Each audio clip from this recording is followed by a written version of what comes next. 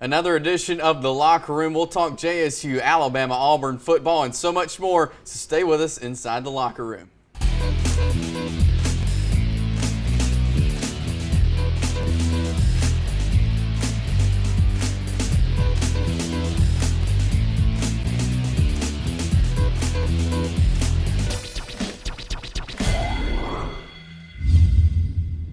Here inside the locker room with Gerhard Mathangani, I'm Chase Robinson. Thanks so much for joining us. Got a lot to talk about. Let's start with the Alabama Crimson Tide. A huge win over Arkansas. Started off great, and one of the things that I think Alabama really behooves them this year is getting off to great starts. They could take a big lead into halftime, then it serves them really well because it puts a lot less pressure on their defense. And I know Nick Saban was not happy with the win afterwards, but mainly because of the way they played in the second half. But I think primarily a lot of that is due to the fact of the way you played so well in the first half.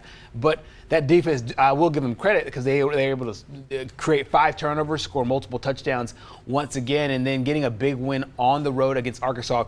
And I said it last week, and I took my own horn, but I didn't think this would be close. And part of what I saw in the first half is about what I thought I would see. I think that Arkansas and Alabama are 2 completely different places right now. Right. Getting this guy back, Damian Harris, who just had that nice run, was a huge lift for Alabama. And they're finding playmakers on both sides of the ball and on special teams as well. So it's another big victory for Alabama. I know Saban want to see it a little bit better, cleaned up in the third and fourth quarter. But to me, I credit what I saw in the first half there with the Crimson Tide. Another huge game for Alabama this week, a big rivalry against Tennessee. We've seen Tennessee the past few weeks. Of course, they lost this past weekend to Texas A&M, but, I mean, as close as it can get in overtime. So talk about this Alabama-Tennessee game. I mean, it's been a long time since we've seen a really good Alabama-Tennessee game. Yeah, this has been a really long time since it's been relevant. Alabama's got 9 straight wins over the Vols, and you're starting to see that shift in Tennessee where they want to be able to compete with some of the bigger teams. What I've been perplexed with Tennessee about all year long is their ability to get down 3 touchdowns at halftime and then come back in the game. They've done it so many times. They've done it 4 of their last 5 wins. They were down by double-digit points. And you could do that against Georgia, and I think you could do that against some of these other teams.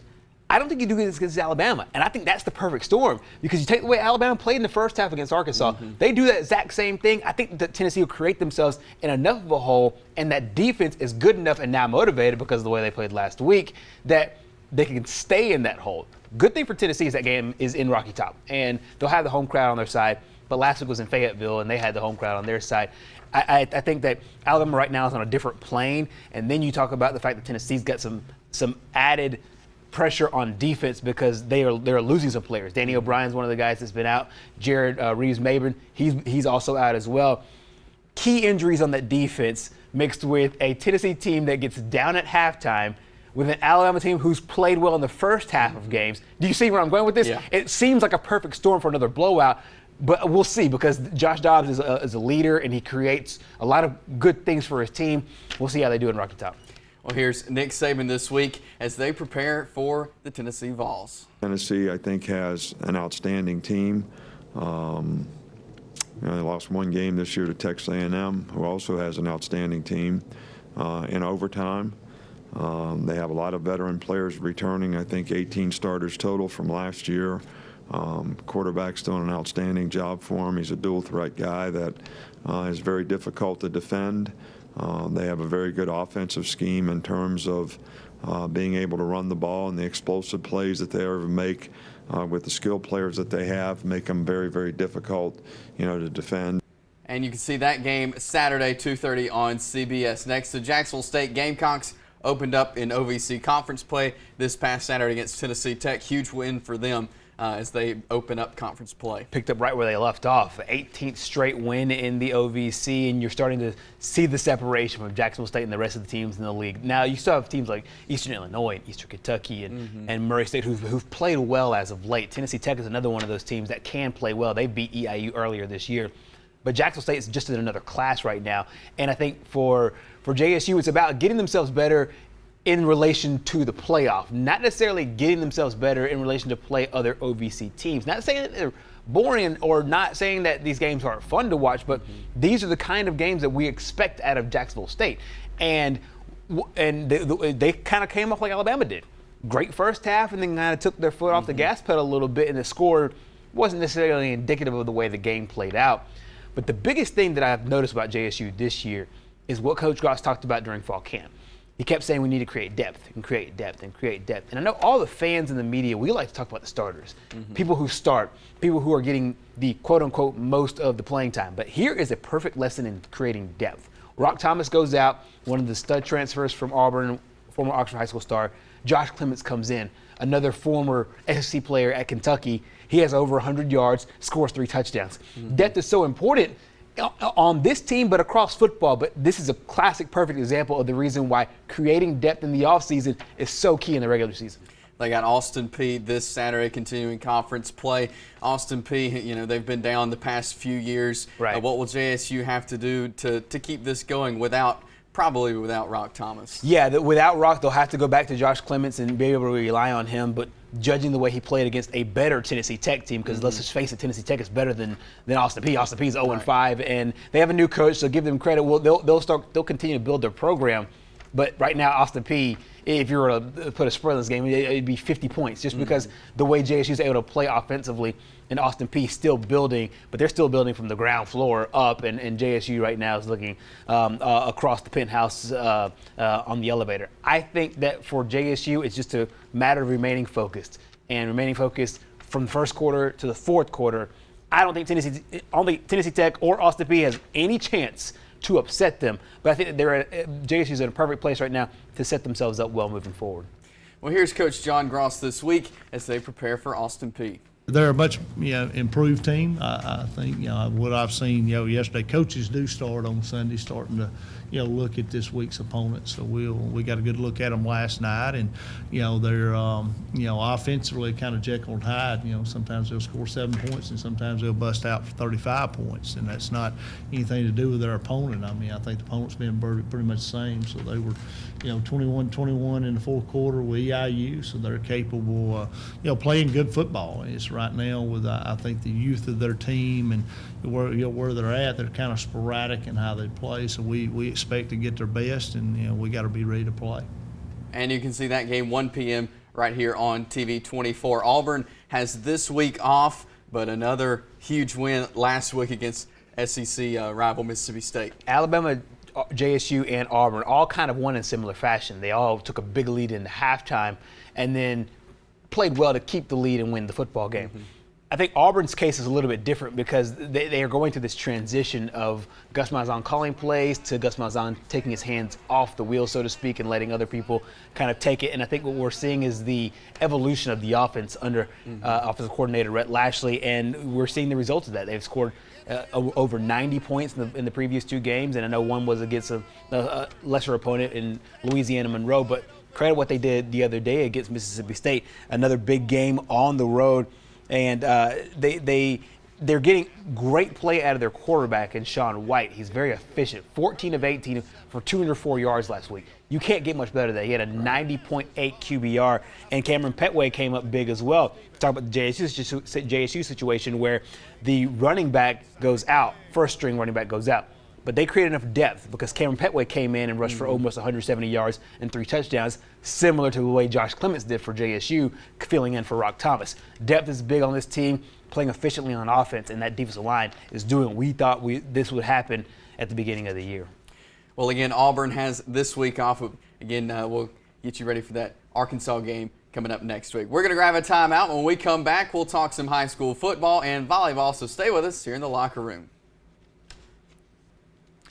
Back here in the locker room, and let's talk some high school football. There's a big game on the Creek Bank Friday night. It's our game of the week. Piedmont and Ohatchee, both undefeated. Both undefeated, both in the top 10, both really playing well as of late. You talk about a Piedmont team that's the defending state champions, and you talk about an Ohatchee team that's playing the best football they've played in probably 20 years down at the Creek Bank. And you look at the matchup, and you're seeing 2 teams that have scored over 300 points already this season. Piedmont's done it over 8 games, and Ohatchee's done it over 7 games. Piedmont's also scored 40-plus points in 4 of their last 5 games, and Ohatchee's put 50 on the board 3 times so far this season. They do it in different ways because Piedmont can beat you with both the run and the pass. They're really balanced, and they bring back All-State quarterback Taylor Hayes, who was also the MVP of the state championship game. But Ohatchee likes to run the football, and they've done it so well. And they have 3 huge playmakers with Taylor Eubanks as well as Cody Sellers and Austin Tucker. Austin Tucker is their running back, who might run for 2,000 yards this season. I mean, he's just been phenomenal this year, and they block so well up front. Both teams do that. And I think that this game, a lot of it will come down to who gets the lead at the beginning of the game and sets the tone early. And, 2 coaches who know this game and who have been around football for so long, and 2 huge coaches coming into this game, and both teams very disciplined, and that's going to make it even better. Right. These teams are extensions of their coaches, and you're seeing with Ohatchee what he's been building. And this is kind of the peak so far in his 3 years there. With Coach Steve Smith, you're seeing what he's been able to maintain, and it looks that much more impressive. Right. The thing about Piedmont, the reason why I give him a little bit of a leg up in this game is that this is the biggest game Ohatchee's played in 25 years. This is the biggest game in Piedmont in the last 10 months. And for Piedmont, I just think they've been here so many times before that these big game environments, they take it basically as another game. And I think that Ohatchee will get to that point because they're trending in that direction with Coach Scott Martin. But this is not the game in order to get your first taste of a big game in. But this game's at the Creek Bank, and this place will be packed out for 2 teams that obviously going for the region championship, but both teams have bigger aspirations than that. And both teams, I believe, that if they get to the playoffs, I think the winner of this game and the winner of that, if they do match up in a rematch later in the playoffs, will win state. And so in a lot of ways, you're seeing maybe a preview of a state championship football team.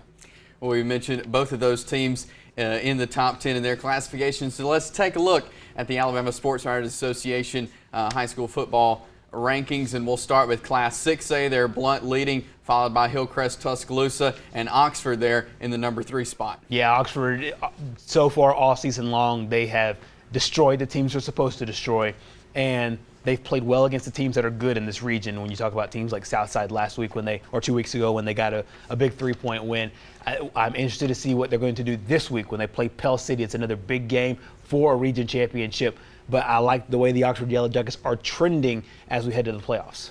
And next, let's take a look at Class 5A. We got some local teams in here. St. Paul's at number 1. There you see Scottsboro 2, Etowah 3, Central Clay County there at 5.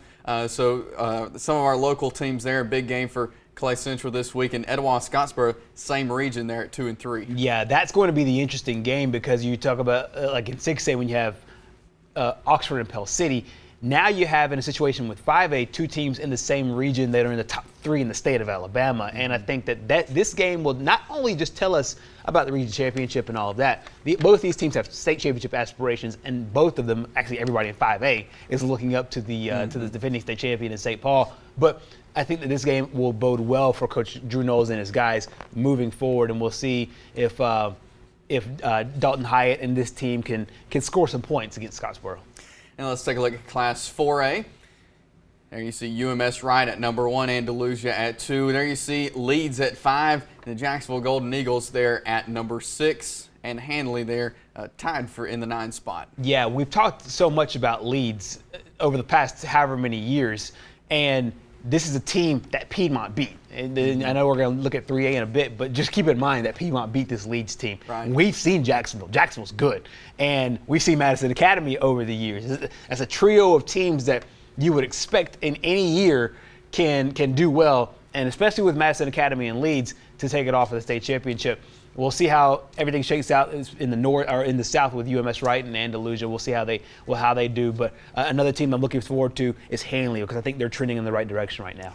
Let's take a look now at that Class 3A. There you see Piedmont at number 1, followed by Gordo, Montevallo, Mobile Christian, Opp, Colbert County, and there you see the Ohatchee Indians at number 7. Yeah, they stayed there because mainly the top 10 basically stayed the same after nobody lost. But Piedmont garnering all but one of the first place votes in Class 3A. I think that they're kind of the class of this classification, and everybody's kind of expecting a Piedmont Gordo at the Super 7. But we'll see because Piedmont obviously has got a huge game coming up this week. And then Montevallo, what they've been able to do over the last few years has been really impressive as well. But you look at teams like Piedmont and Colbert County, those are the teams that everybody expects to be out of that 3A North. Ohatchee's worked themselves in that conversation, and then we'll see how everything else shakes out because we've seen Lexington as well give Piedmont and other teams in the Class 3A pretty good games over the years. And so we'll see how it shakes out, but so far I like the Piedmont Bulldogs. And let's take a look here at Class 1A. Maplesville in there at number 1, Spring Garden there at number 3, Wadley 6, and Cedar Bluff 8. Cedar Bluff takes on JCA. I'll be there at that game coming up this Friday night. We talked about the 3 teams that are number 3 in the state right now: Oxford, Etowah, Spring Garden. With all 3 teams, you wonder, are they up there with the class of Maplesville, St. Paul's, and the number 1 team in Class 6A, Blount? I think that they are, but they have still have a chance to prove themselves. Spring Garden has a huge game against Cedar Bluff a little bit later this week, or a little bit later in the season. That game, to me, will determine, I think, who comes out of the 1A North. Such good football here in East Alabama. And again, the Pigskin Roundup Friday nights at 10:30 will keep you updated with all that. We're going to grab a timeout. When we come back, it's the Locker Room Roundtable and Pick 6, so stay with us. Back here on the Locker Room, it's time for our roundtable. Let's start with some baseball. The Atlanta Braves taking that interim title off Brian Snitker this week. You know, they started out a little rough at the beginning of the season, pulled it together the last couple of months. Mickey, what does this mean for the Braves hiring their new manager? Well, I think the Braves, from a PR perspective, and I think from a common sense perspective, this was a good move for them to make because Brian Snitker is very popular in the clubhouse. They obviously finished the year strong, which kind of lends credence to the fact that their plan is working, restocking their farm system, and then the way they've signed, some key guys like Matt Kemp coming in, really sparking the lineup there at the end of the season. So they give him a 1-year deal with an option.